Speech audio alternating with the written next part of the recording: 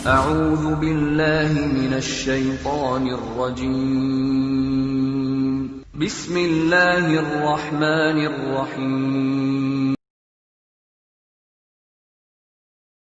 Bolehkah Al-Asmaul Husna kita jadikan zikir setelah salat? Misal, Ya Rahman, Ya Rahim 33 kali dan seterusnya.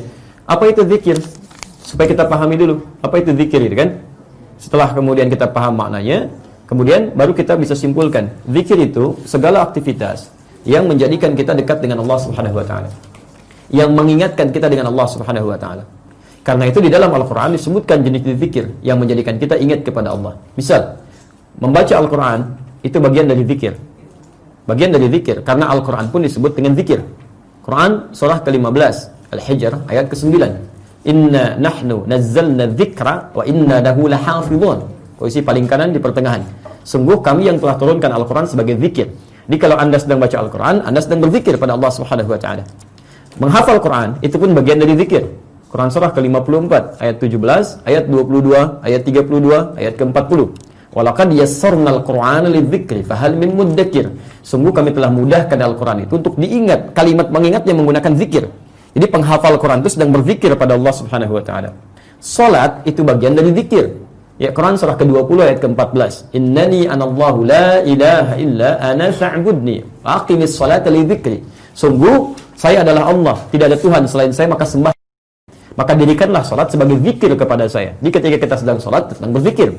Berdoa itu bagian dari zikir. Quran surah ke-7 ayat 205. Wadhkur rabbaka fi nafsika tadarruan wa khifatan wa dunal jahri minal qaul.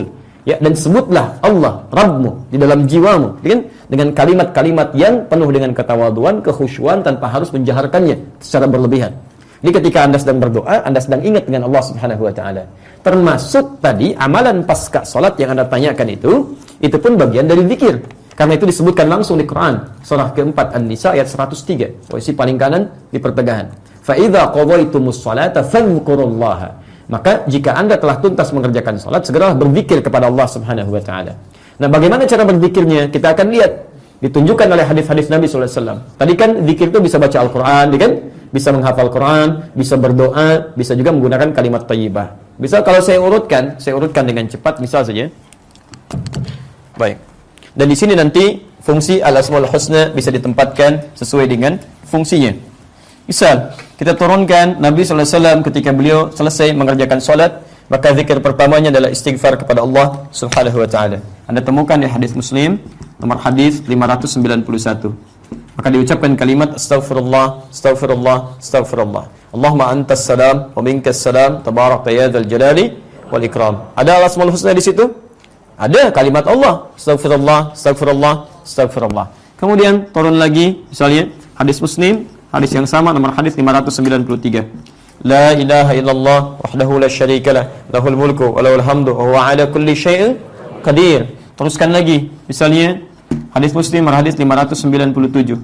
Sebutkan subhanallah, subhanallah, subhanallah, alhamdulillah, alhamdulillah, alhamdulillah, Allahu akbar, Allahu akbar, Allahu akbar. Masing-masing 33 kali, kan? Kemudian setelah itu terdapat Rasulullah SAW kemudian membacakan ayat Al-Qur'an. Ya, ayat Al-Kursi itu, ya, Al-Kursi, Quran surah Al-Baqarah ayat 255, posisi paling kiri di pertengahan. Kita temukan di An-Nasa'i misalnya, bagian yang keempat, halaman 99. Setelah itu, beliau teruskan membaca 3 surah yang terakhir. Ya, Al-Ikhlas. Al-Ikhlas, kemudian Al-Falaq, gitu kan? Kemudian An-Nas. Itu didapatkan di hadis riwayat Abu Daud, nomor hadis 1523. Kemudian setelah itu, beliau berdoa. Ini di antara contoh doanya ada di Ibnu Majah nomor hadis 925. Ini yang paling pendek. Allahumma inni as'aluka ilman nafi'a wa rizqan thayyiba wa amalan mutaqabbala. Itu contoh yang paling pendek. Nah, yang paling menarik saat ini masuk dalam posisi doa ini adalah pernah dilukiskan. Nanti kita akan temukan di kitab ini. Kita akan bacakan. Adalah pernah seorang sahabat Nabi kemudian berdoa pasca salat itu memohon kepada Allah Subhanahu wa taala, menyebut Al-Asmaul Husna, membuka dengan nama puncak tertingginya, disebut Asmaullahil A'zam. Nama-nama Allah yang paling tinggi yang jika dibaca dengan nama-nama itu, maka nanti kalimat hadisnya doa segera dikabulkan, permintaan akan diberikan. Maka dia bermohon kepada Allah, ya Allahumma innaka antal ahad as-samad alladzi lam yalid wa lam yulad wa lam yakul lahu kufuwan ahad. Allahumma inni as'aluka an taghfira li. Terdengar oleh Rasulullah SAW dikatakan pada orang ini, dari mana kamu tahu doa tersebut? At-tadri, tahukah engkau? Itulah nama-nama Allah yang tertinggi. Idza du'iya biha ajaba wa idza su'ila biha a'ta. Wa idza su'ila biha a'ta. Itu nama-nama Allah tertinggi, puncaknya. Kalau dimintakan di awal dengan itu, doa kamu akan segera dijawab, permintaan kamu akan dikabulkan. Maka silahkan mengambil kias dari amalan itu, Anda boleh sebutkan. Misal, tapi sesuai dengan kebutuhan kita. Sesuai, misal Anda punya kesulitan, sebut ya Al-Fattah, ya Allah, ya Al-Fattah, ya Al-Fattah, ya Al-Fattah. Boleh minta pakai bahasa kita. Tidak harus pakai bahasa Arab. Kalau doanya ada dari Nabi langsung, spesifik terkait kebutuhan kita, minta dengan lafadznya, itu yang terbaik. Tapi kalau tidak mengalaminya, di zaman Nabi nggak ada, misal anak antum sedang ujian di SD, zaman Nabi kan nggak ada ujian SD, ya, Anda boleh menggunakan bahasa Anda. Ya Allah, ya Alim, ya Alim, ya Alim, engkau pemilik pengetahuan, engkau pemilik ilmu, segala ilmu berasal darimu, dicurahkan kepada engkau yang engkau kehendaki. Mohon ya Allah, berikan kemudahan pada anak hamba ya Allah. Jadikan ilmunya bermanfaat, yang mendekatkan dirinya kepadamu ya Rabb, ya Allah, ya Allah. Minta, boleh itu. Sebut, jadi sesuai kebutuhan kita. Jadi jangan sampai Anda misalnya menyampaikan sesuatu yang Anda sendiri nggak butuh. Ya, coba lihat kan, kalau Anda punya masalah, mohon sifat kesabaran, ya Allah ya sabar, ya Allah ya sabar, ya kan? Anda punya persoalan tadi, ya Al-Fattah, Anda butuh rezeki, ya Razzaq. Jadi nggak harus semua disebutkan, ya Allah ya Rahman, ya Rahim, ya Malik, ya Kudus, itu kan? Masya Allah, begitu Anda nggak punya masalah, Anda minta, ya sabar, ya sabar, ya sabar. Baik, Anda minta sabar sama dengan minta masalah. Sama dengan minta masalah, gitu kan? Baik. Jadi dalam beberapa hal, kami katakan silahkan, boleh itu dilakukan, dan semoga diberikan pahalanya. Tapi catatan kami, alangkah lebih baik bila terkait dengan kebutuhan yang dimaksudkan. Walaupun tidak salah kalau ingin menyebutkan, memperbanyak kalimat-kalimat tadi. Jelas di sini?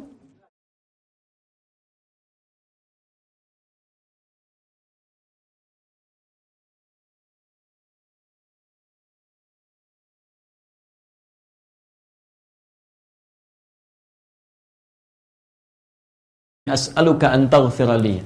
Terdengar oleh Rasulullah SAW dikatakan pada orang ini, dari mana kamu tahu doa tersebut? At-tadri, tahukah engkau? Itulah nama-nama Allah yang tertinggi. Idza du'iya biha ajaba wa idza su'ila biha a'ta. Wa idza su'ila biha a'ta. Itu nama-nama Allah tertinggi, puncaknya. Kalau dimintakan di awal dengan itu, doa kamu akan segera dijawab, permintaan kamu akan dikabulkan. Maka silahkan mengambil kias dari amalan itu, Anda boleh sebutkan. Misal, tapi sesuai dengan kebutuhan kita. Sesuai, misal Anda punya kesulitan, sebut ya Al-Fattah, ya Allah, ya Al-Fattah, ya Al-Fattah, ya Al-Fattah. Boleh minta pakai bahasa kita. Tidak harus pakai bahasa Arab. Kalau doanya ada dari Nabi langsung, spesifik terkait kebutuhan kita, minta dengan lafadznya, itu yang terbaik. Tapi kalau tidak mengalaminya, di zaman Nabi nggak ada, misal anak antum sedang ujian di SD, zaman Nabi kan nggak ada ujian SD, ya, Anda boleh menggunakan bahasa Anda. Ya Allah, ya Alim, ya Alim, ya Alim, engkau pemilik pengetahuan, engkau pemilik ilmu, segala ilmu berasal darimu, dicurahkan kepada engkau yang engkau kehendaki. Mohon ya Allah, berikan kemudahan pada anak hamba ya Allah. Jadikan ilmunya bermanfaat, yang mendekatkan dirinya kepadamu ya Rabb, ya Allah, ya Allah. Minta, boleh itu. Sebut, jadi sesuai kebutuhan kita. Jadi jangan sampai Anda misalnya menyampaikan sesuatu yang Anda sendiri nggak butuh. Ya, coba lihat kan, kalau Anda punya masalah, mohon sifat kesabaran, ya Allah ya sabar, ya Allah ya sabar, ya kan? Anda punya persoalan tadi, ya Al-Fattah, Anda butuh rezeki, ya Razzaq. Jadi nggak harus semua disebutkan, ya Allah ya Rahman, ya Rahim, ya Malik, ya Kudus, itu kan? Masya Allah, begitu Anda nggak punya masalah, Anda minta, ya sabar, ya sabar, ya sabar. Baik, Anda minta sabar sama dengan minta masalah. Sama dengan minta masalah, gitu kan? Baik. Jadi dalam beberapa hal, kami katakan silahkan, boleh itu dilakukan, dan semoga diberikan pahalanya. Tapi catatan kami, alangkah lebih baik bila terkait dengan kebutuhan yang dimaksudkan. Walaupun tidak salah kalau ingin menyebutkan, memperbanyak kalimat-kalimat tadi. Jelas di sini?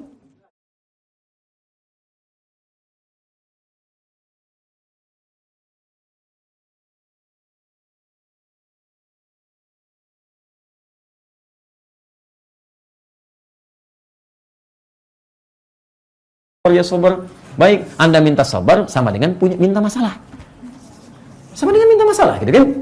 Baik.